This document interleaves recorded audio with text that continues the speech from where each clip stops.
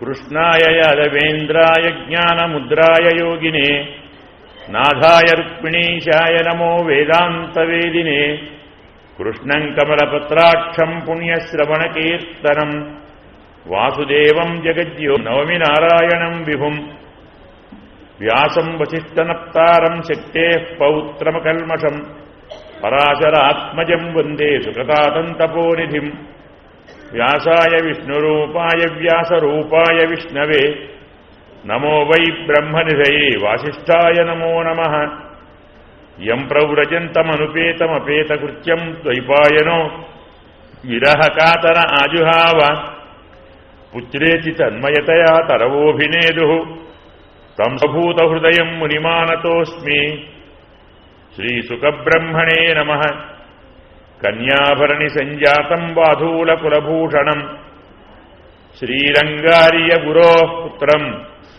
షఢగోపమహం భజే అస్మద్గురుభ్యో నమః. భగవత్ బంధువులారా, మహాభారతము అంటే వేదము అంటే మహాభారతము. ఆ వేదము కావ్యము, మహాభారతము కావ్యమే. కావ్యము అంటే కవి చేసేదాన్ని, కవి చేసే పనిని కావ్యము అంటారు. పొద్దున చెప్పుకున్నాం, కవేహే కర్మ కావ్యం. కవి అంటే కబ్రు వర్ణించేవాడు. దేన్ని వర్ణించేవాడు? మనము చూచినటువంటి సామాన్య వస్తువులోనే విశేషాన్ని దర్శించి మనము చూడలేని దాన్ని తాను చూచి దాన్ని మనకు చూపేవాడు కవి. ఒకే వస్తువును మనము చూస్తాం, మహానుభావులు కవులు చూస్తారు. వారికి కనపడే విధానం వేరు, వారు చూచే విధానం వేరు. అలా వారు చూచిన దాన్ని మనకు చెప్పే విధానం వేరు. మీకు ఉదాహరణ కావాలి అంటే, రామాయణంలో వాల్మీకి రామలక్ష్మణులు ఋష్యమూక పర్వత గుహలో ఉన్న సమయంలో చాలం వర్ష ఋతువు అంటారు. వర్షాలు బాగా పడుతున్నాయి, పడతాయి కూడా ఆ సమయంలో. అలా వర్షం పడుతున్న సమయంలో బాగా వర్షం కురుస్తూ ఉన్నప్పుడు పర్వతం ఎలా ఉందో చెప్తాడు వాల్మీకి. మనమేం చెప్పగలం? వాన పడుతుంది, వరధారలు పడుతున్నాయి, పర్వతం అంతా కారుతున్నాయి, ఎదుగుతున్నాయి, ఉడుముతున్నాయి అంటాం. ఇంతకన్నా ఎక్కువ మనం చూడలేం. మనలో అలాంటి భావనా శక్తి లేదు. వర్షం పడుతున్న సమయంలో ఒక పర్వతం వేదాన్ని చదువుతున్న బ్రహ్మచారిలాగా ఉంది అన్నాడు. మనం ఊహించగలమా? ఎక్కడ బ్రహ్మచారి, ఎక్కడి వేదము, ఎక్కడి పర్వతానికి వానకు, పర్వతానికి బ్రహ్మచారికి, పర్వతానికి వేదఘోషకు సంబంధం ఏమిటి? ఇట్లా ఎలా ఉంటుంది పోలిక? అతను అందించిన మనం అందుకోలేం, అతని భాషలోనే చెప్పాలి. బ్రహ్మచారి ఎలా ఉంటాడో తెలుసా మనకు? అంటే ఎబ్బితానికి అంత ఉంటుంది జింక చర్మం, దాన్ని కృష్ణాజినం అంటారు. నల్లటి జింక చర్మం బ్రహ్మచారి యజ్ఞోపవీతానికి ధరించి ఉంటాడు. అంటే అర్థమేమిటి? బ్రహ్మచారికి యజ్ఞోపవీతము ఉంటుంది, జగజన్మము ఉంటుంది. వేదం చదువుతున్నాడు కాబట్టి అతని నోటి నుంచి వేదఘోష, వేద మంత్రముల ధ్వని వినిపిస్తుంటుంది. జాగ్రత్తగా చూడండి. బ్రహ్మచారిలో 3 ఉన్నాయి. నోటి నుంచి వేదఘోష, యజ్ఞోపవీతం, యజ్ఞోపవీతానికి కృష్ణాజినం, ఈ 3 ఉంటే చాలు కదా, బ్రహ్మచారి కదా. ఈ 3 పర్వతానికి ఉన్నాయి. ఉంటాయి పర్వతానికి.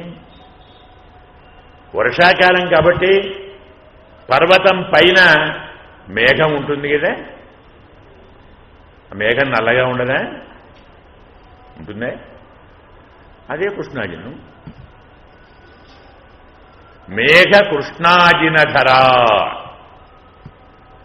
మేఘం అనేటువంటి కృష్ణాజినం ధరించినటువంటి ధార యజ్ఞోపవీతిన,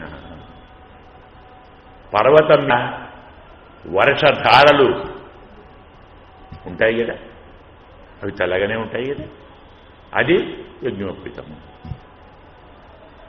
వర్షధారలు యజ్ఞోపవీతము, మేఘమే కృష్ణాజినము.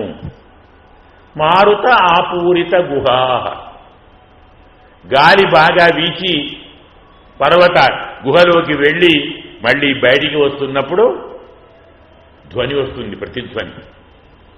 లేదా 3 ఉన్నాయా దేవా? మేఘ కృష్ణాజినధర ధారా యజ్ఞోపవీతిన మారుత ఆపూరిత గుహా ప్రాధీత ఇవ పర్వత. ఎలా ఉన్నాయి పర్వతాలు అంటే ప్రాధీత, వేదాధ్యయనము చేస్తున్న బ్రహ్మచారుల వలె ఉన్నాయి. మనం ఇలా చూడగలమా పర్వతాన్ని? మనకి భావన కలుగుతుందే? వర్షం బాగా వచ్చి భూమి అంతా నీరు నిండి మొత్తం భూమి జలమయమైతే ఎక్కడ ఎత్తుందో ఎక్కడ పల్లములున్నాయో తెలియక అంతా సమానంగా ఉంటుంది కదా. ఎలా ఉందండి అంటే యోగముతో పరమాత్మను సాక్షాత్కరించున్న యోగి మనస్సులాగా ఉందట. ఆ యోగి మనస్సులో ద్వేషము లేదు, మోహము లేదు, రాగము లేదు, భేదము లేదు. ఎలా సకల చరాచర ప్రపంచం పరమాత్మ స్వరూపంగా మనం భావిస్తామో, సామ్య భావనతో సమభావనతో మనం ఉంటామో, వర్షాకాలంలోని భూమి అంతా అలా ఉంది. ఇది కవి కర్మ. మనకు తెలియని ఒక విశిష్టమైనటువంటి తత్వాన్ని మనము చూచే వస్తువులోనే మనకు చూపేవాడు. మనం చూడకుండా పోయి చూస్తున్నాం. మనం పర్వతాన్ని చూస్తున్నాం, మనం భూమిని చూస్తున్నాం, మనం వర్షధారలు చూస్తున్నాం, మేఘాలు చూస్తున్నాం, ధ్వని చూస్తున్నాం, జలము చూస్తున్నాం. కానీ మనకు అక్కడ ఆ దృశ్యం కనపడదు, ఆ రూపం కనపడదు, ఆ భావం కనపడదు, ఆ రీతి కనపడదు. దాన్ని చూచేవాడు అఖిల ప్రపంచంలో, అఖిలాండ కోటి బ్రహ్మాండములలో మనమేం చూస్తాం? భూమి, ఆపహ, అనరహ, వాయువు, పంచభూతాలు చూస్తాం. రకరకాల జంతువులు చూస్తాం, మానవులు చూస్తాం, భవనాలు చూస్తాం. అలాగే ప్రకృతి వైభవాన్ని చూస్తాం, మానవ జీవితాన్ని చూస్తాం, మానవ జీవితాలలోని వైషమ్యాలను చూస్తాం, వైవిధ్యాలను చూస్తాం, వైచిత్రిని చూస్తాం. కానీ ఈ జగత్తులోనే, ఈ మానవులలోనే, ఈ ప్రపంచంలోనే, ఈ జీవులలోనే, ఈ వైచిత్రిలోనే పరమాత్మను చూస్తామా? ఎవడు యోగి? ప్రపంచంలో అంతర్యామిగా ఉన్న పరమాత్మను చూచినవాడు యోగి. ప్రపంచ ప్రతి వ్యక్తిలో దాగి ఉన్న పరమాత్మ చూచినవాడు యోగి. స్వామి నీలోనూ ఉన్నాడు, నాలోనూ ఉన్నాడు, ఈ గోడలోనూ ఉన్నాడు, టేబుల్లోనూ ఉన్నాడు. సామాన్యులకు ఒక గోడలాగా, ఓ మనిషిలాగా, ఒక మృగంలాగా, ఓ ఆకాశంలాగా తెలుస్తుంది. అదే భావుకులకు, అదే కవులకు, అదే యోగులకు ఇదం సర్వం హరేహే రూపం. ఇదంతా పరమాత్మే. పరమాత్మే ఈ రూపంలో ఉన్నాడు. మనకు పరమాత్మ ఈ రూపంలో కనపడుతున్నాడు. అందుకే భగవద్ రామానుజుడు మనసః పేదజననీ భోగ్య బుద్ధి ప్రదాయిని ప్రకృతిం త్వాం అహం శరణం ప్రపద్యే. పరమాత్మను శరణు పొందాలి అని మనకు చెప్పే రామానుజుడు ప్రకృతిని శరణు పొందాడు. అమ్మా తల్లి, నీకో నమస్కారము, నిన్ను శరణు వేడుతున్నాను. ఎందుకు? నువ్వేం చేస్తావు? భేదాన్ని చూపుతావు. ఉన్నదానిలో లేనిదాన్ని ఉన్నట్టు చూపుతావు. ఎంత బాగుందండి పువ్వు, ఎంత బాగుందండి కాయ, ఎంత బాగుందండి పండు, ఎంత బాగుంది చెట్టు, ఎంత బాగుంది భూమి. సంతోషం. మరి ఇవన్నీ ఇంత బాగా ఎలా ఉన్నాయి? ఎవరు మనకు దీన్ని బాగా అందించారు?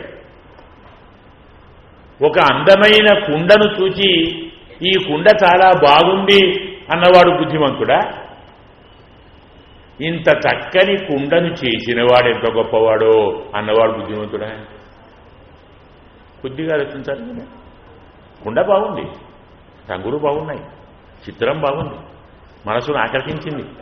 చూడగానే ఆహం, చూడగానే ప్రతివారి చేత ఆహా అనిపించగల అంత చక్కని ఘటాన్ని అందించిన కర్తను మెచ్చుకోవా? అతన్ని గుర్తించవా? అతన్ని గుర్తించనంత కాలం ఏ వస్తువు బాగుంటే ఏం లాభం? ప్రకృతి బాగుంది, సంతోషం. ప్రకృతిలోని గుణాలు బాగున్నాయి, సంతోషం. మనకు ప్రకృతి అన్నిటినీ చూపెడుతూ ఉన్నది, సంతోషం. కానీ చూచే కందులు ఎక్కడి నుంచి వచ్చాయి? ప్రకృతి అందంగా ఉన్నదని నీవు చూడగలిగితే కదా, ఆ శబ్దాన్ని వినగలిగితే కదా బాగుందనుకోవటానికి. మరి నీ శరీరం కూడా ప్రకృతే కదా. నీ కనులు, నీ చెవు, నీ నాసిక, నీ నాలుక, నీ శరీరం ఎవరిచ్చారు? నీవే తెచ్చుకున్నావా? ఆ విషయాన్ని పించేది ప్రకృతి. మనస్సుకు భేదాన్ని కలిగించేది ప్రకృతి. లేని దాన్ని ఉన్నట్టు చూపేది ప్రకృతి. అనుభవించటానికి ఆశను కలిగించేది ప్రకృతి. అబ్బా ఎంత బాగుందండి పండు, ఎంత తీయగా ఉందండి పండు, ఒక్కసారి తింటే బాగుండేది, సంతోషం. తినవయ్యా. తిన్న తర్వాత గతేమిటి? ఏం చేస్తా? అయిపోయింది. మళ్ళీ ఇంకో పండు. అయిపోయింది, మళ్ళీ ఇంకో పండు. ఎన్ని తింటావు? ఎన్నైపోతాయి? ఎన్ని తింటే చాలు అనుకుంటావు? లేదే. నేను చెప్పుకున్నాం కదా, నజాతు కామకామానాం ఉపభోగేన శామ్యతి. ఏ కోరిక అనుభవంతో చల్లారేది కాదు. ఒక పండు తింటే ఇంకో పండు కావాలి, ఒక లడ్డూ తింటే ఇంకో లడ్డూ కావాలి, ఒక ఇల్లు కట్టుకుంటే ఇంకో ఇల్లు కావాలి. చాలెప్పుడు? ఆగేదెప్పుడు? అయిపోయేదెప్పుడు? ఈ స్థితి ప్రకృతి కలిగిస్తుంది. అందుకే అలాంటి ప్రకృతిని మనకు అందించి మన చేత ఆహా ఓహో అనిపించే స్వామిని చూడొద్దా? అతన్ని గుర్తు చేసుకో, అతన్ని తలచొద్దా కదా? ఎలా తలుద్దాం అంటే అదే ప్రకృతిని కాకుండా, తనను కాకుండా, తనలో దాగి ఉన్న పరమాత్మను చూపుతుంది. తిరుప్పావైలో చెప్తారు, ఆడి మదై కన్నా ఒన్నుని కైకరవేల్ అనే పాసురంలో, మేఘంలాగా నీ మేను ప్రకాశించాలి, చక్రంలాగా మెరవాలి, శంఖంలాగా ఉరమాలి, శార్ంగంలాగా బాణవర్షాన్ని కురిపించాలి. ఏం చెప్పాడు? కనపడుతున్నది ఏమిటి?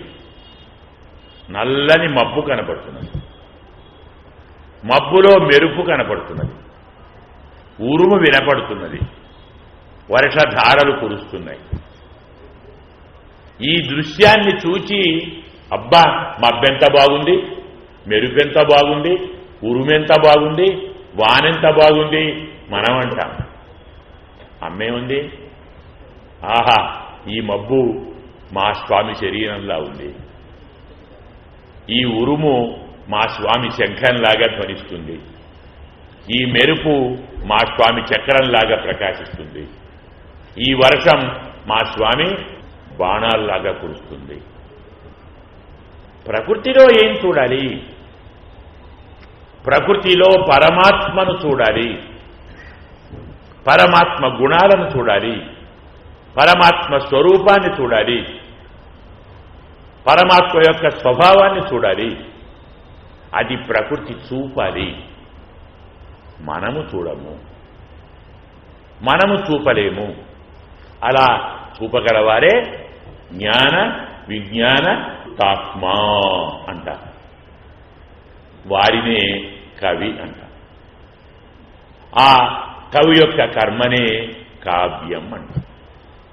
పొద్దున చెప్పుకున్నాం, వేదం అంటే కావ్యము, మహాభారతం అంటే కావ్యము, మహాభారతం అంటే వేదము, రెండు కవి కర్మ. ఆ కవులే ఋషులు, వారు చెప్పేదే పరమాత్మ యొక్క స్వరూపము స్వభావము బాగా బోధించబడుతుంది. సకల ప్రపంచం యొక్క స్వరూపాన్ని బాగా చూపేటువంటిది వేదము. సకల ప్రపంచాన్ని మనకు అందించినవాడు, సృష్టించినవాడు, మన చేత అనుభవింపచేసేవాడు పరమాత్మ. అంటే ఆ పరమాత్మ కర్త, ప్రపంచం కార్యము, అతని యొక్క సంకల్పం కారణము. బహుశ్యాం ప్రజాయేయ అంటుంది వేదం. పరమాత్మే తాను ఈ అనంత ప్రపంచంగా రూపాన్ని దాల్చాలి, మార్చాలి, మారాలి, ఇలా తాను కనపడాలి. ప్రపంచము ఎన్ని రూపాలుందో, ఎన్ని భేదాలున్నాయో ఇవన్నీ ఎవరు? పరమాత్మే. పరమాత్మ ఎన్ని రూపాలు పొందాడని చెప్పేదెవరు? వేదమే. కాబట్టి వేదము జగత్స్వరూపాన్ని చెప్తుంది కదా, పరమాత్మ స్వరూపాన్ని చెప్తుంది. ఆ పరమాత్మ సర్వజ్ఞుడు, ఆ స్వామి సత్యకాముడు. అంటే వాస్తవమైన యథార్థమైన కోరికే కలవాడు. ఆయనకేం కోరికుంది? వాప్త సమస్త కామ అని శాస్త్రం. పరమాత్మ కొత్తగా పొందలేనిదంటూ ఏమీ లేదు, పొందవలసిందంటూ ఏమీ లేదు. నానవాప్తం అవాప్తవ్యం వర్త ఏవచ కర్మని అంటాడు స్వామి గీతలో. నేను పొందనిది లేదు, నేను పొందవలసినది లేదు, అయినా పని చేస్తున్నాను. అంటే ప్రపంచంలో ప్రతి వ్యక్తి ఎందుకు పనిచేస్తాడో ఏదో పని కదా. ప్రయోజనాన్ని కోరి ఎవరైనా పనిచేస్తారు. అంటే ఈ పని వలన తాను ఫలానా పొందాలి అనుకుంటాడు. మరి పరమాత్మ ఏమనుకుంటున్నాడు? అసలు పరమాత్మ జగత్తును ఎందుకు సృష్టిస్తున్నాడో నాకు ప్రశ్న వస్తుంది భారతంలోనే. అంటే ఇదండి ఆయనకి ఇది లీల, ఇది ఒక ఆట,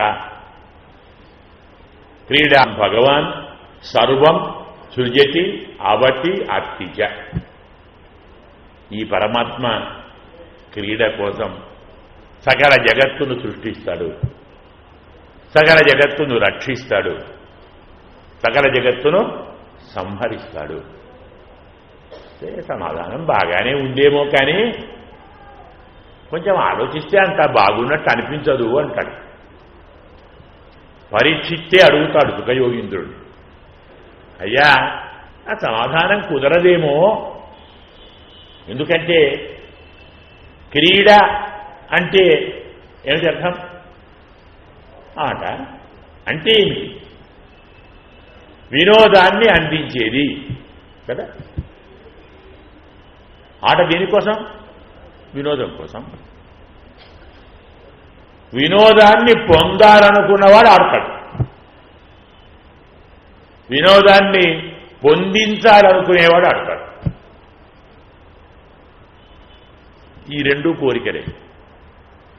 మరి భగవంతుడు కూడా వినోదాన్ని పొందాలనుకుంటున్నాడా? భగవంతుడు వినోదాన్ని పొందించాలనుకుంటున్నాడా? వినోదము పొందాలనుకుంటున్నాడు అంటే అప్పటిదాకా భగవంతుడికి వినోదం లేదా? దేనిదాన్ని పొందుతున్నాడా? మనకు అందని దాన్ని అందిస్తున్నాడా? అతను కూడా కోరికలు కలవాడేనా? అతను కూడా కోరికలు తీర్చుకోవటానికి జగత్తును సృష్టిస్తున్నాడా? ఇలా అయితే వేదవచనం తప్పైతుందేమో. అంటే నాన్న సందేహం బాగానే ఉంది, కానీ ఇది తెలియని సందేహం. అంటే తత్వం అర్థం కానివాడు ఇలాంటి సందేహాన్ని ప్రకటిస్తారు. ఆట అంటే ఆట వేరు, ఆడేవారు వేరు, ఆడించేవారు వేరు, ఆటలోని పరికరాలు వేరు, ఆటను చూచేవారు వేరు కదా. ఇవన్నీ ఉన్నాయి అక్కడ. ఏకమేవ అద్వితీయం బ్రహ్మ, పరమాత్మ ఒక్కడే ఉన్నాడు. ఆడేవాడు ఆయనే, ఆడించేవాడు ఆయనే, ఆట ఆయనే, ఆట పరికరం ఆయనే. ఇంకా ప్రయోజనం ఎవరికండి? లోకంలో వీరు వేరు, వారు వేరు, వస్తువు వేరు, సాధనం వేరు. కాబట్టి మీ శంక కుదురుతుందేమో, కానీ పరమాత్మ దగ్గర శంక కుదరదు. అతనే సర్వము, అతనే సర్వజ్ఞుడు. కాబట్టి ఇలాంటి సర్వజ్ఞుడైనటువంటి పరమాత్మ ఈ జగత్తుకు కారణము. అతని సంకల్పం వల్ల, అతని వల్ల ఏర్పడేది అనంతమైనటువంటి ఈ ప్రపంచము. ఇంత ప్రపంచం పరమాత్మ సంకల్పంతో మనకు అర్థమవుతుంది. అయినప్పుడు పరమాత్మ సర్వజ్ఞుడని, పరమాత్మ సకల జగత్తును సృష్టిస్తాడని మనకెవరు చెప్తున్నారు? వేదం చెప్తుంది. ఎవరు చెప్పలేదు. పరమాత్మ స్వరూపాన్ని, పరమాత్మ స్వభావాన్ని, పరమాత్మ ప్రవృత్తిని, పరమాత్మ సంకల్పాన్ని మనకు బోధించేది వేదము. కాబట్టి ఎలా పరమాత్మ సర్వజ్ఞుడో అతని స్వరూపాన్ని చెప్పేది వేదం కూడా సుమారు సర్వజ్ఞమే ఇంచుమించు. అలాగే వేదమే మనకు విషయాన్ని తెలపటానికి ఎలా పరమాత్మ మన దగ్గరికి రావటానికి తన రూపాన్ని మార్చుకొని రాముడిగా, కృష్ణుడిగా, కలికిగా, మత్స్య, కూర్మ, వరాహ, నారసింహ, వామన, ప్రహ్లాద, ధ్రువ, అంబరీష, పృథు, ఆవేశావతారాలు, అంశావతారాలు, కళావతారాలు ఉన్నాయి కదా.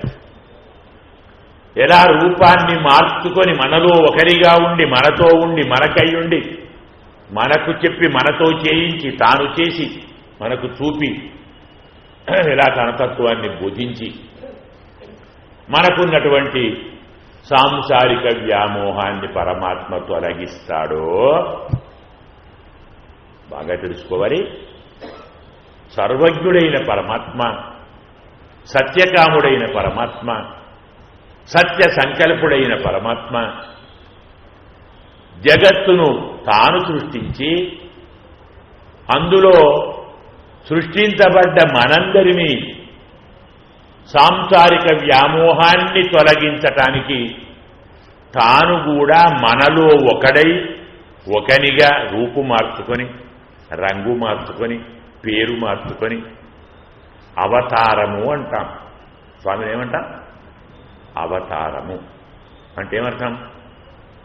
దిగి వచ్చాడు భగవంతుడు, మన కోసం దిగి వచ్చాడు అంటే ఏంటి? వైకుంఠం నుంచి భూలోకానికి దిగి వచ్చాడు అనుకుంటే 0 మార్కులు వస్తాయి. దిగి వచ్చాడు అంటే అర్థం అది కాదు. తన స్వరూపాన్ని తగ్గించుకున్నాడు, తన స్వభావాన్ని తగ్గించుకున్నాడు. అంటే ఏమిటి? పరమాత్మకు 3 గుణాలు ఉన్నాయి. ప్రధాన గుణం అపరిచ్ఛిన్నత్వం అంట. అంటే ఇంత అని అతన్ని మనం కొలిచి చెప్పలేం. ఇందులోను దేశ, కాల, అవస్థ 3 చెప్తాం. అంటే మనం ఉన్నాం, ఇప్పుడు ఇక్కడున్నాం కదా. ఇక్కడున్న మనము అక్కడున్నామా? లేవు. ఇప్పుడున్న మనము 9 ఇక్కడ ఉంటామా? లేదు. ఈ రూపంలో ఉన్న మనము ఇంకో రూపంలో ఉంటామా? మనమంతా పరిచ్ఛిన్నులం. ఒక చోట ఉంటే ఇంకో చోట ఉండం. ఒక సమయంలో ఉన్నవారు ఇంకో సమయంలో ఉండరు. ఒక రూపంగా ఉన్నవారు ఇంకో రూపంగా ఉంటారు. కానీ పరమాత్మ అలా ఉంటాడు, అన్ని వేళలా ఉంటాడు, అన్ని రూపాలలో ఉంటాడు, అన్ని పేర్లతో ఉంటాడు. అలాంటి స్వామి అయ్యా రామచంద్రుడు త్రేతాయుగంలో అయోధ్యలో ఉన్నాడండి అంటే ఏమర్థం? ద్వాపర యుగంలో రాముడు లేడు అని అన్నాడు. ద్వాపర యుగంలో కృష్ణుడు ఉన్నాడండి అంటే త్రేతాయుగంలో లేడని అన్నాడు. రాముడు అయోధ్యలో ఉన్నాడు, ద్వారకలో లేడు అన్నాడు. రాముడిగా ఉన్నాడు, ఇంకోలాగా లేడు అన్నాడు. అతని సర్వవ్యాపిత్వము అన్ని చోట్ల ఉంటాడు, అన్ని రూపాలలో ఉంటాడు, అన్ని సమయాల్లో ఉంటాడు. అలాంటి స్వరూపాన్ని తగ్గించుకొని మన కోసం త్రేతాయుగంలో రాముడిగా వచ్చాడు, ద్వాపర యుగంలో కృష్ణునిగా వచ్చాడు, కలియుగంలో కలికిగా వచ్చాడు. ఇది అవతారం. ఎందుకు వచ్చాడు? మన కోసం. మన అజ్ఞానాన్ని పోగొట్టి మనకు జ్ఞానాన్ని అందించటం కోసం, తత్వాన్ని అందించటం కోసం. ఎలాగైతే పరమాత్మ తన రూపాన్ని మార్చుకొని, తన స్వభావాన్ని మార్చుకొని, తన స్వరూపాన్ని మార్చుకొని రామకృష్ణాది రూపంలో వచ్చాడో అలాంటి పరమాత్మను తెలిపేటువంటి వేదం కూడా మన కోసం స్వరూపాన్ని మార్చుకొని, స్వభావాన్ని మార్చుకొని, ఆకారాన్ని మార్చుకొని, విషయం మార్చుకొని భారతంగా వచ్చింది. అర్థమైందే? ఈ తత్వం. పరమాత్మ ఎలా తన రూపాన్ని, పేరును, స్వభావాన్ని మార్చుకొని రామకృష్ణుల అవతారాల రూపంలో వచ్చాయో అలాంటి పరమాత్మ స్వరూపాన్ని, స్వభావాన్ని బోధించేటువంటి వేదం కూడా ఆయా యుగాలలో, ఒక యుగంలో భారతం, మరొక యుగంలో రామాయణం, ఇంకో యుగంలో ఇంకొకటి, ఇలా వేదము ఈ రూపంలో వచ్చింది. మనం మొదలే చెప్పుకున్నాం, సాక్షాత్తు భారతాన్ని మనం వేదము అన్నాం కాబట్టి వేదంలో లేని విషయమంటూ ఏమీ ఉండదు కాబట్టి భారతంలో కూడా లేనిదంటూ ఏమీ ఉండదు. యత్ ఇహ అస్తి తదన్యత్ర, భారతంలో ఉన్నదే అంతటా ఉంది, భారతంలో లేని మరెక్కడా లేదు. ఇంత విస్తృతంగా భారతాన్ని అందించినప్పుడు వేదము అపౌరుషేయం, అంటే ఏ మానవుడు, ఏ పురుషుడు దాన్ని రచించలేదు. కానీ భారతాన్ని మాత్రం మనకు వ్యాస భగవానుడు అందించాడు. ఎవరైన వ్యాసుడు? పొద్దున చెప్పుకున్నాం, వ్యాస నారాయణ సాక్షాత్. వేదంలో ఎన్ని విషయాలున్నాయో అన్ని విషయాలను మనకు భారత రూపంలో అందించాడు. అందుకే మనము దీన్ని పంచమ వేదము అంటున్నాం. మన అన్ని పురుషార్థాలు దేనితో ముగుస్తాయి? చివరి పురుషార్థం ఏమిటి? మోక్షం కదా. ధర్మము, అర్థము, కామము, మోక్షం. మోక్ష పురుషార్థం దాకా ఉన్నటువంటి అన్ని పురుషార్థాలను మనకు అందించే వేదము. అదే మనం భారతముగా చెప్పుకున్నాం కాబట్టి ఇది కూడా అన్ని విధార్థాలను, అన్ని విషయాలను మనకు బోధించాలి. అయినప్పుడు వేదమనండి, భారతమనండి, కావ్యమనండి, శాస్త్రము అనండి, ఇవన్నీ మనకు ప్రధానంగా అందించేది ఏది? పురుషార్థము. పురుషార్థం అంటే ఏమిటి? పురుషుల చేత కోరబడేది. పురుషై అర్థతే ఇది పురుషార్థ. దేన్ని పురుషులు కోరుతారో దాన్ని పురుషార్థము అంటారు. అది చెప్పాం. ధర్మము అన్నాం, అర్థము అన్నాం, కామము అన్నాం, మోక్షము అన్నాం. ఇవన్నీ న్యాయంగా కోరికలే. ధర్మాన్ని ఆచరించాలి, అన్ని పొందాలి, ధర్మార్థములతో కోరికను సిద్ధింపజేసుకోవాలి, చివరికి మోక్షాన్ని పొందాలి. అంటే ఈ కోరిక ధర్మం కోరిక కదా.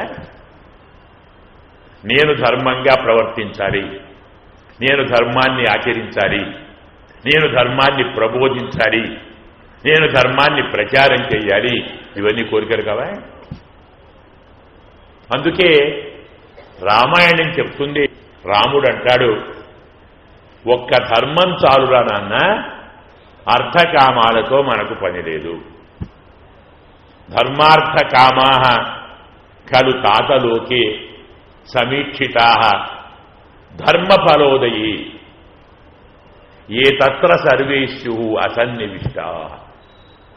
ఒక్క ధర్మాన్ని ఆచరించండి, అర్థము కామము ధర్మముతోటే సిద్ధిస్తాయి. అర్థి కోసం, కామసిద్ధి కోసం విడిగా మనం ప్రయత్నించవలసిన అవసరం లేదు. సుఖము కలగాలని, సంతోషము కలగాలని, కోరిక తీరాలని విడిగా మనం ప్రయత్నించవలసిన పని లేదు. అదేంటి? డబ్బు సంపాదించాలని ప్రయత్నం చేయొద్దా? ఇల్లు కట్టుకోవాలి ప్రయత్నం చేయొద్దా? ఆస్తి పొందాలి ప్రయత్నం చేయొద్దా? అలా అంటారేమిటి? కొంచెం జాగ్రత్తగా ఆలోచిస్తే ప్రయత్నం చేయకుండా ఎలా వస్తుందండి అని అడిగే వారికి సమాధానం, ప్రపంచంలో ఎవరైనా కష్టాలు రావాలని, దుఃఖం కలగాలని, ఆపదలు రావాలని ప్రయత్నం చేస్తున్నారా? ప్రయత్నం చేస్తారా? రావటం లేదా? ఎందుకు వస్తున్నాయి? ప్రయత్నం చేయకుండా రావు అనుకుంటే ప్రపంచంలో ఎవ్వరూ దుఃఖాన్ని పొందకూడదు, ఎవ్వరూ కష్టాన్ని పొందకూడదు, ఎవ్వరూ ఆపదలను పొందకూడదు. ఎందుకు వస్తున్నాయి? ఏం చెబుదాం? కర్మ అండి అంటామా? ప్రయత్నం చేయకుండా చేసిన కర్మ దుఃఖాన్ని ఇచ్చినప్పుడు అదే కర్మ సుఖాన్ని ఇవ్వదా? కర్మ అంటే కేవలం దుఃఖాన్ని ఇస్తుందా? మంచి పని చేస్తే సుఖం వస్తుంది, చెడు పని చేస్తే దుఃఖం వస్తుంది. పూర్వజన్మ కర్మ వలన ఎప్పుడు దుఃఖం రావాలో అప్పుడు దుఃఖము వస్తుంది, ఎప్పుడు సుఖం రావాలో అప్పుడు సుఖము వస్తుంది. దానికి నీ ప్రయత్నం ఎందుకయ్యా? అందుకే ధర్మాన్ని మాత్రం ఆచరించు, అర్థకామాలు తమకు తాముగా లభిస్తాయంటాడు రాముడు. లేదా భార్యేవ వశ్య అభిమత సపుత్ర దృష్టాంతం. వివాహం చేసుకుంటే, వివాహం చేసుకోవడం ధర్మం కదా, ఈ వివాహ ధర్మాన్ని ఆచరిస్తే నీకు భార్య లభిస్తుంది, ఆ భార్య వల్ల నీ కోరిక నెరవేరుతుంది, నీ కోరిక తీరితే పుత్రుడు తను. పుత్రుడు అర్థము, కోరిక కామము, వివాహం ధర్మము. ధర్మమును ఆచరిస్తే ఎలాగైతే నీకు అర్ధకామాలు లభిస్తాయో అంతే. మళ్ళీ విడిగా అర్ధకామాల వల్ల నీవు అర్ధకామాల కోసం ఎందుకు ప్రయత్నం చేయాలి? ఒక్కసారి ఆలోచించవయ్యా. మనకు సుఖము కానీ సంతోషము కానీ కలుగుతుంది అనుకున్న దాన్ని పొందినప్పుడు కలుగుతుంది. ఇప్పుడు చెప్పాం కదా, వివాహం చేసుకోవాలి, నచ్చిన అమ్మాయిని చేసుకున్నాం సంతోషం, నచ్చని అమ్మాయిని చేసుకుంటే విచారం. వివాహం చేసుకున్నాం, సంతానం కలగలేదు విచారం, సంతానం కలిగింది సంతోషం. అవునా? అంటే విచారము కానీ సంతోషము కానీ మనకు కలిగేది దేంతోటి? ప్రకృతిలో ఉన్నటువంటి శబ్ద స్పర్శ రూపరస గంధములని విషయాల వల్ల కలగటం ఆనందం. నచ్చిన పాట విన్నాం, నచ్చిన రూపాన్ని చూచాం, నచ్చిన రుచిని చూచాం, ఆనందం. నచ్చనివి చూస్తే దుఃఖం. సుఖము కానీ దుఃఖము కానీ ప్రకృతిలో ఉన్నటువంటి గుణాలను అనుభవించటం వల్ల ఏర్పడుతున్నది. మరి నిత్యములా ఎప్పుడు ఉంటాయా? పొద్దున చెప్పుకున్నాం కదా, ఈరోజు బాగున్నది రేపు బాగుండదు. అన్నం పొద్దున వండాం బాగా ఉంటుంది, సాయంత్రం ఏమవుతుంది? చెడిపోతుంది. కాబట్టి నీవు అనుభవించే విషయములు ఎలా అనిత్యములో దానివల్ల నీవు పొందేటువంటి సుఖము కూడా అనిత్యమే, దుఃఖం కూడా అనిత్యమే. కష్టమైన సుఖమైన కలకాలం ఉండేది కాదు, ఎల్లప్పుడూ ఉండేది పరమాత్మ తత్వమే, పరమాత్మ స్వరూపమే, పరమాత్మ జ్ఞానమే. కాబట్టి ఇహలోకంలో మనం పొందే అన్ని సుఖాలు అనిత్యములు, అన్ని సంతోషములు అశాశ్వతములు, అన్ని భోగాలు నశించేవి. ఒక పారమార్థిక జ్ఞానం, పరమాత్మకు సంబంధించిన జ్ఞానం మాత్రమే నిత్యము. ఇలాంటి పారమార్థిక జ్ఞానాన్ని చెప్పేటువంటిది వేదము. అదే వేదంలో సంసారము చెప్పాడు, ఇల్లు చెప్పాడు, ధనధాన్యాలు చెప్పాడు, వస్తువాహనాలు చెప్పాడు. ఇవన్నీ కొంతకాలం ఉంటాయి, తర్వాత ఇవన్నీ నశిస్తాయి అని మనకు అందించినది కూడా మనం వేదము అనే చెప్తాము. అర్థము, ధర్మము, కామము పురుషార్థములుగా భావించి వాటిని పొందటానికి ప్రయత్నించి అలాంటి వాటిని మనం పొంది అయ్యో అనవసరంగా పొందానండి, పొరపాటున సంసారంలోకి వచ్చానండి, ఎన్ని కష్టాలు పడుతున్నానండి, ఎలా తప్పించుకోవాలండి? మొదట నీవు దేనిని కోరి ఇందులోకి దిగావో అదే నీవు ఈ సంసారంతో నాకు సంబంధం లేదు, ఇవి నాకు అవసరం లేదు, నేను పొరపాటున ఈ సంసారంలోకి దిగాను అని చెప్తాం. దీన్ని జ్ఞానము అంటారు. దీన్ని చెప్పేది వేదము అంటారు. విద జ్ఞానే విద లాభే అర్థాలున్నాయి. విత్ అంటే జ్ఞానం, విత్ అంటే లాభము. విత్ అనే దానికి పరమాత్మను తెలిపేది, పరమాత్మ స్వరూపాన్ని మనకు బోధించేది, పరమాత్మ ప్రాప్తికి కావలసినటువంటి విషయాన్ని మనకు అందించేది. ఈ విషయాన్ని జాగ్రత్తగా మనం గుర్తుంచుకుంటే భారతం చదివినందువల్ల, భారతాన్ని వినినందువల్ల భారతంలో ఏ తత్వం తెలుసుకోవడానికి మనం ప్రయత్నించాలో తెలుస్తుంది. దీనికోసం ఇంత వివరణ అవసరం, అందుకే చెప్పాం. భారతం చదివేవారు, భారతం చెప్పేవారు, భారతాన్ని వినేవారు ఎలాంటి ఆలోచనతో భారతాన్ని చదవాలి, ఎలాంటి ఆలోచనతో భారతాన్ని వినాలి, దేన్ని తెలుసుకోవాలని భారతంలోకి దిగాలి. మనం ఎలా కొట్లాడుతున్నామో, మనం ఎలా పేచీ పెట్టుకుంటున్నామో, మనం ఎలా ఈర్ష్య, అసూయ, ద్వేషము, వైరము, రాగము, లోపము, మోహము వీటితో తల్లడిల్లుతాము. అది తెలుసుకోవడానికి భారతం ఎందుకండి? మన జీవితం చాలదా? మనం ప్రతిరోజు ఇంట్లో పొద్దున్న లేచినప్పటికీ పడుకునేదాకా అంతా భారతమే, అంతా ఈ భారతమే. దీనికి ఇవన్నీ ఎందుకండి చదవడం పొద్దుపోక? ఎలా పుట్టాం, ఎలా పెరిగాం, ఎలా సంపాదించాం, ఎలా తిన్నాం, ఎందరిని మోసం చేశాం. జింహప్రాయం వ్యవహృతం సాక్ష్యమిశ్రంచ సౌహృదం అంటాడు. కలియుగంలో ప్రతి వ్యవహారం కపటమే, ప్రతి స్నేహం వంచనే. స్పష్టంగా చెప్పాడు.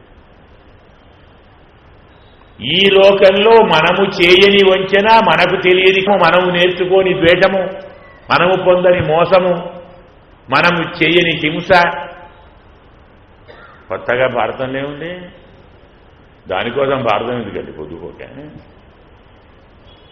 భారతం చదివేది ఎలా మోసం చేయాలో తెలుసుకోవడానికి కాదు, ఎలా ఎదుటివాణి ఆస్తి లాక్కోవాలో తెలియటానికి కాదు, ఎలా ఎదుటివాణ్ణి హింసించాలో తెలియటానికి కాదు.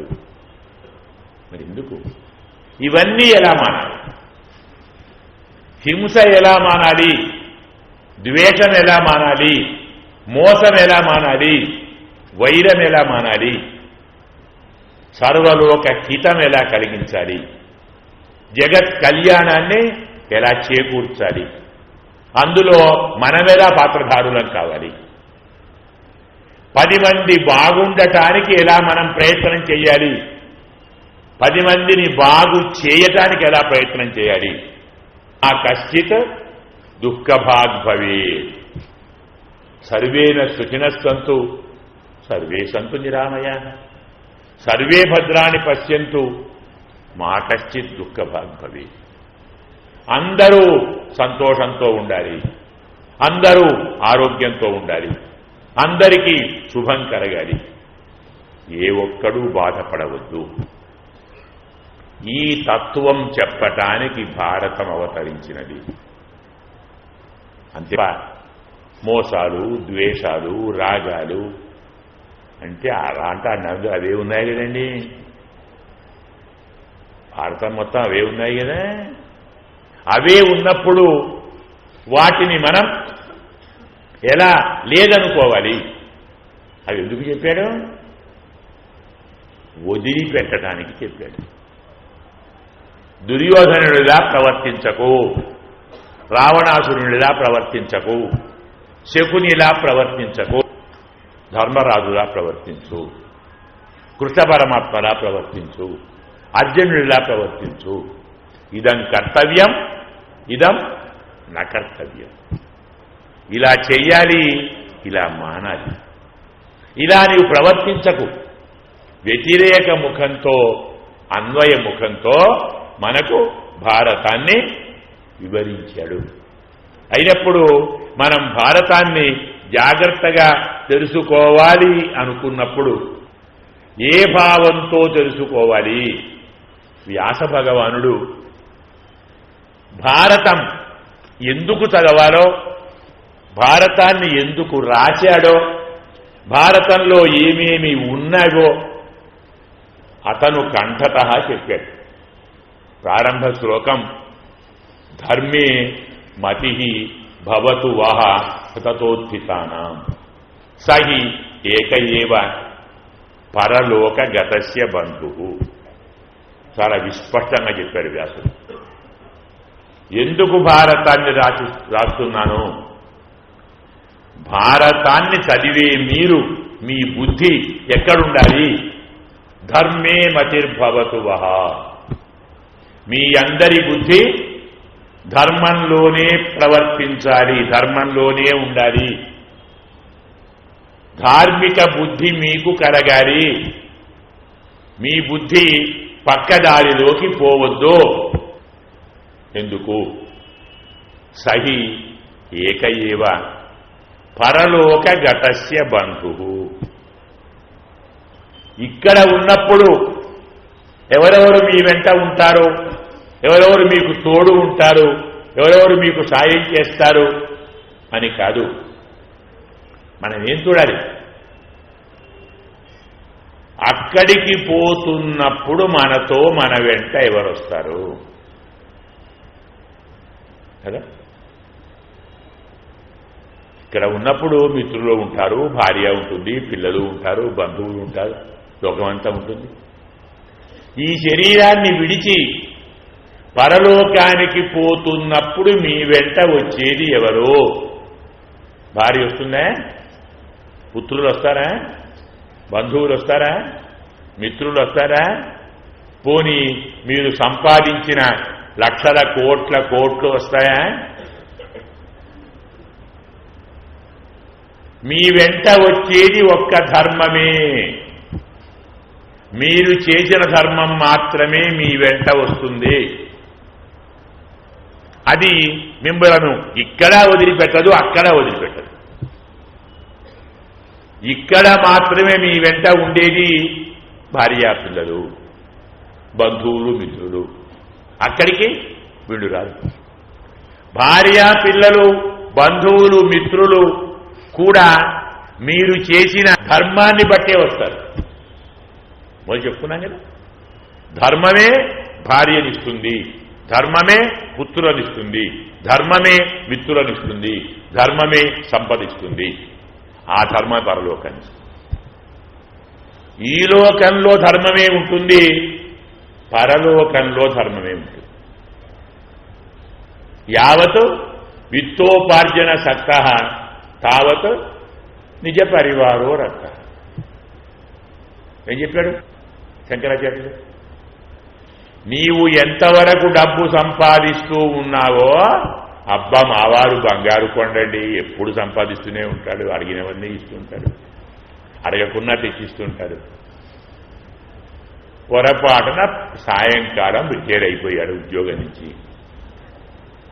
మరునాడు పొద్దున్నే 8కో 7:30కో స్నానం చేయాలి అనుకున్నాడు. భార్యకు చెప్పాడు, స్నానం చేయాలి, వెన్నీళ్ళు తోడు. ఏం తొందర, ఎక్కడికి పోతా? పని ఏమిటి? పిల్లలు చేయని వాళ్ళు పని చేస్తారు కదా, ఉద్యోగానికి పోతారు, తర్వాత చదువుగానిలే. ఏం పని ఉంది? నిన్నటిదాకా ఆ భార్యే ఇడు కూడా ఉంటారా? టవర్ పెట్టాలా? సబ్బు ఇవ్వాలా? టిఫిన్ తయారు చేస్తారా? ఒక్క రోజులో 0. ఏం పని ఉందయ్యా? చదువుగానుడు మనం చేయని. ఇంతే. ఇలాంటిది కావాలా? అలాంటిది కావాలా? ధనము సంపాదించేంత వరకెందరూ నీ వెంట ఉంటారు. నీవు దాన్ని మానేవు, నిన్ను వాళ్ళు మానుతారు. అంటాడు భాగవతంలో, కీనాశ ఇవ గోచరం. డబ్బు సంపాదించని వాణ్ణి ఎలా చూస్తారు లోకము అంటే, కీనాశ ఇవ గోచరం. కీనాశ అంటే రైతు, గోచరం ముసలి ఎద్దు. రైతు ముసలి ఎద్దును చూచినట్టుగా డబ్బు సంపాదించని వాణ్ణి భార్యాపుత్రులు చూస్తారు. పొరపాటున ఏడాదో 2 ఏళ్ళో 3 ఏళ్ళో మంచాన పడి ఉంటే చెప్తారు చమత్కారంగా వ్యాసుడు, రోజూ బంధువులు వస్తారు, మిత్రులు వస్తారు, ఎంబడి ఉంటారు, కాసేపు చుట్టూ కూర్చుంటారు, కాసేపు చూస్తారు, కాసేపు ఏడుస్తారు, కాసేపు పలకరిస్తారు, మళ్ళీ పోతారు, మళ్ళీస్తారు. ఎందుకు వస్తారయ్యా? అయ్యో అని కాదు, ఇంకెప్పుడు పోతారు అని. ఇలా ఎన్నాళ్ళు ఉంటావు? మాట్లాడమైంది. నువ్వు ఎన్నాళ్ళు ఇది చూడాలా బాబు? త్వరగా పోదాలు, పని అయిపోతుంది. ఎలాగో ఏం చేయలేవు కదా నువ్వు. లేచేం చేస్తావు? అన్నం తింటావా? లేదు. నిడు తాగుతావా? లేదు. ఏం పని చేయవు. ఇక్కడుంటే అక్కడుంటే పోరాదు.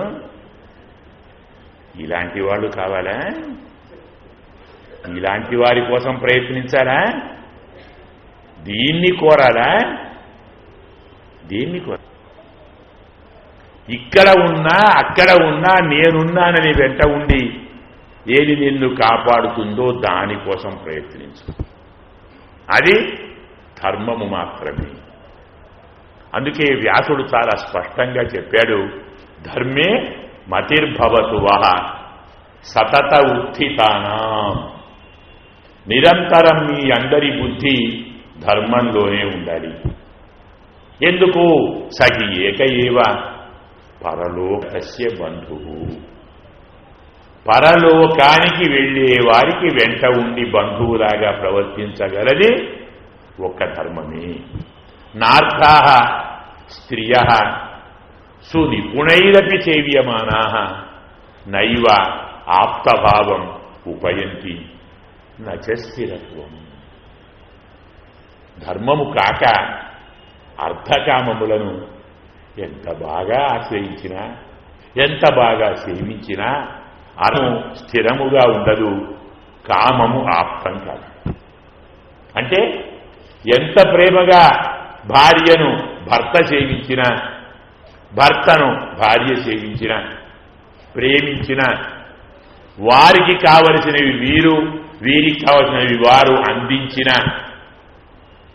ఆప్తులవుతారా? ఇతను మావారండి, నేను అతని కోసం అన్నీ వదిలిపెడతానండి అనగల భార్యలు ఎందరున్నారు? అనగల భర్తలు ఎందరున్నారు? అంతేకాదు, నాకు అన్ని రకాల సుఖమును సంతోషాన్ని అందించే మహానుభావురాలు నా ప్రియురాలు, నా భార్య అని చెప్పగలవారు ఎందరున్నారు? ఓ చిన్న ఉదాహరణ. దశరథ మహారాజు గారు రామచంద్రుని పట్టాభిషేకాన్ని ప్రకటించాడు. అందరూ చెప్పాడు, కవరందరూ చేశాడు. ఒక్కరికి చెప్పలేదు, పంపలేదు. ఎవరికి? కైక. కైక దగ్గరికి ఎవరినీ పంపలేదు. ఆమెకు వార్త లేదు.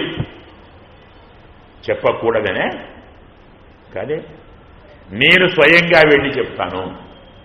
ఆమె నా ప్రియురాలు. నాకు ఎప్పుడు ఏది కావాలంటే అప్పుడు అలాంటి ఆనందాన్ని, సంతోషాన్ని, సుఖాన్ని, ఉల్లాసాన్ని, ఉత్సాహాన్ని, వినోదం ఇచ్చేటువంటి నా ప్రియురాలు. నేను వెళ్ళి చెప్తున్నాను. కైకకు తానే స్వయంగా చెప్పాలనుకొని చెప్పంపలేదు, తానే వెళ్ళాడు, తానే వెళ్ళి చెప్పాడు. ఎందుకు వెళ్ళి చెప్పాడు తానే? ఆమె తనకు ప్రియురాలు, ఆమెకు తాను ప్రియుడు. తనకంటే కైకకు రాముడంటే చాలా ఇష్టం కాబట్టి ఆమెకు చాలా ఇష్టమైన రామచంద్రుని పట్టాభిషేకాన్ని చెప్పితే ఆమె సంతోషిస్తుంది, ఆనందిస్తుంది.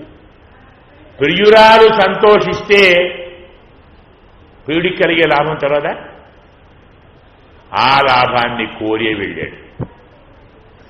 వాల్మీకి చాలా స్పష్టంగా చెప్పాడు, రత్యర్థి ప్రజాధిప జగామ కైకయీ నిలయం. కైకతో రతిని కోరి వెళ్ళాడు దశరథుడు. సంతోషాన్ని కోరి, సుఖాన్ని కోరి, ఆనందాన్ని కోరి వెళ్ళాడు. ఏమిచ్చిందండి కైక? మరణాన్ని ఇచ్చింది. మరి ఆప్తురాలేనా? ఒప్పుకుందామా? అంతే. ఎంత బాగా సేవించినా భార్య అంటే స్త్రీ, భర్త అంటే పత్యము ఆప్తభావముపయంతి. వీరు ఆప్తులు కాలేరు. డబ్బును, అర్థమును, సంపదను, భోగాలను ఎంత బాగా సేవించినా అవి స్థిరముగా ఉండేవి కావు. ఈనాడు ఉంటాయి, రేపు పోతాయి. ఈరోజు ప్రియురాలు, రేపు శత్రువు.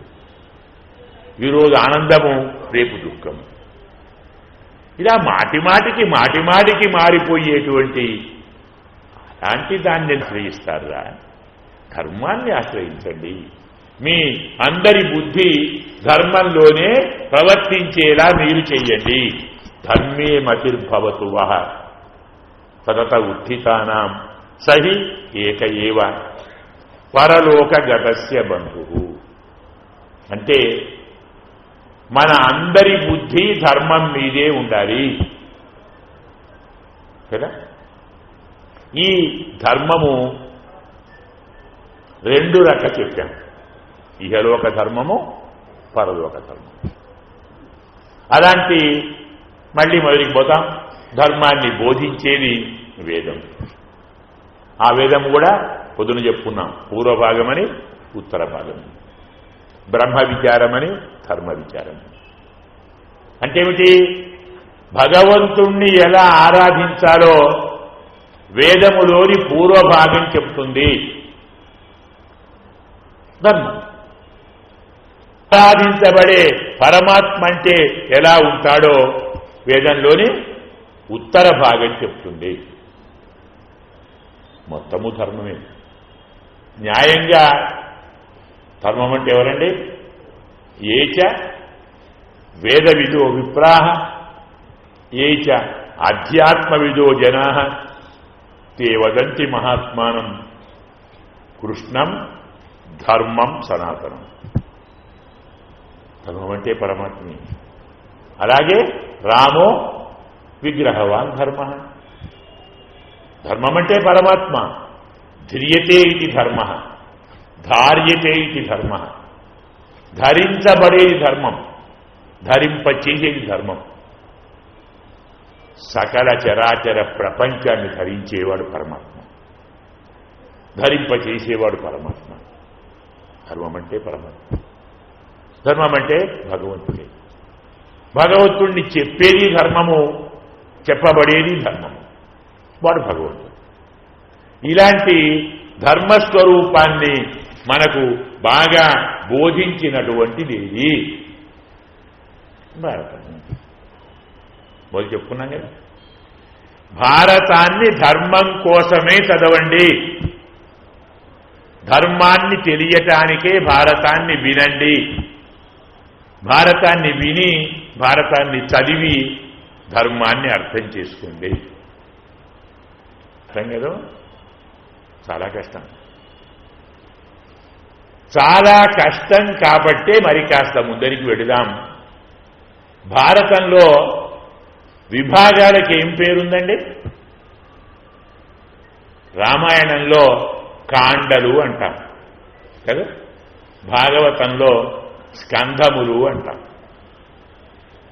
పద్మపురాణాదులలో ఖండములు అంటాం, మరికొన్నిటిలో ఇంకేవో చెప్తాం,